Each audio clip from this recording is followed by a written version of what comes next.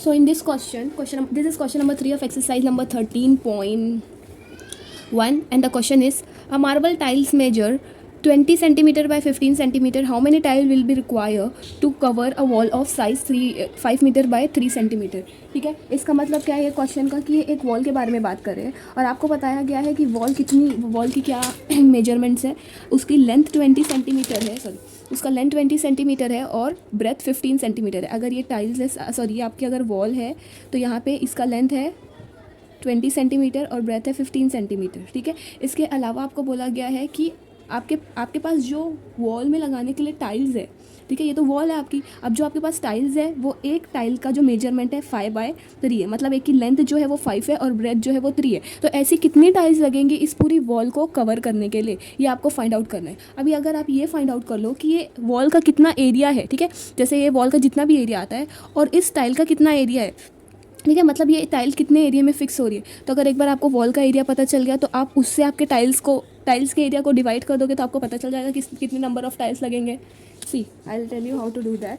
पहले तो आपको ये लिखना है length of wall. Solution, length of the wall कितना गिवन है आपको? 5 metre. What is the breadth of the wall givens to you?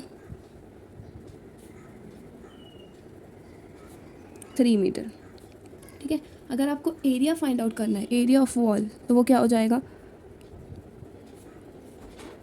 Length into breadth, मतलब 5 into 3 square metre. 5 3 15 square metre.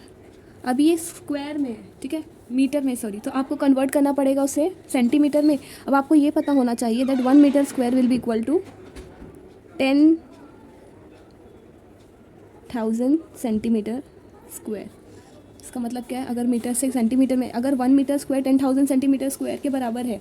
हाँ, एक कन्फ्यूजन आपको आ सकती है कि 1 मीटर जो होता है वो 100 सेंटीमीटर के बराबर होता है, लेकिन 1 मीटर स्क्वायर 10,000 सेंटीमीटर स्क्वायर के बराबर क्यों हो गया, तो वो भी मैं क्लियर करते चलूँ.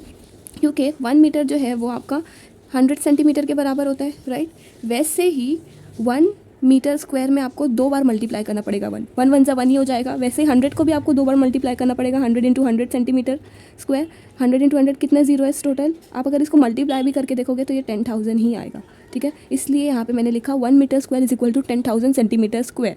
अगर 1 metre square is equal to 10,000 centimetre square, so 15 metre square will be equal to 1,50,000 square centimetre.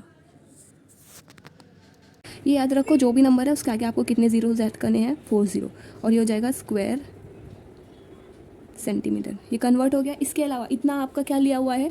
इतना आपकी वॉल है. अब आपके पास टाइल्स का क्या लेंथ गिवन है? Length of the tiles. Tiles की लेंथ आपको गिवन है is equal to 20 centimetre. Breadth आपको क्या गिवन है?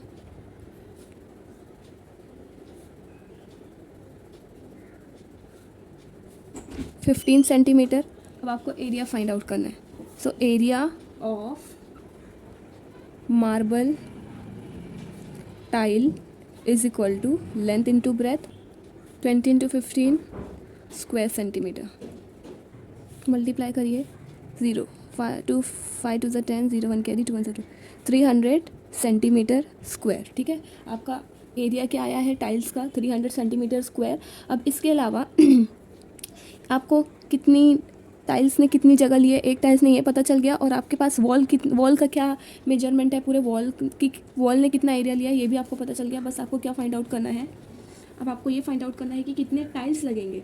तो आपको इस तरीके से लिखना पड़ेगा. Now number of the tiles needed.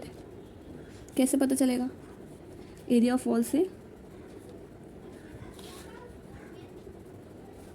आप डिवाइड कर दो एरिया ऑफ टाइल्स को.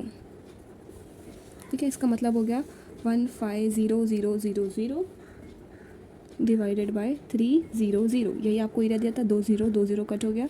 इसके अलावा 3 1 3 3 5 15 एंड 2 0 जैसे कि वैसे ऊपर आ जाएगा. तो आपको हो जाएगा 500. मतलब आपको टोटल कितने टाइल्स लगेंगे वॉल को कवर करने के लिए वो आपको मेंशन करना है.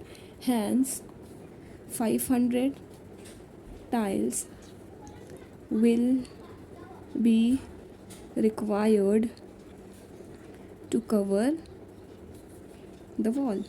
That's it. This answer is done.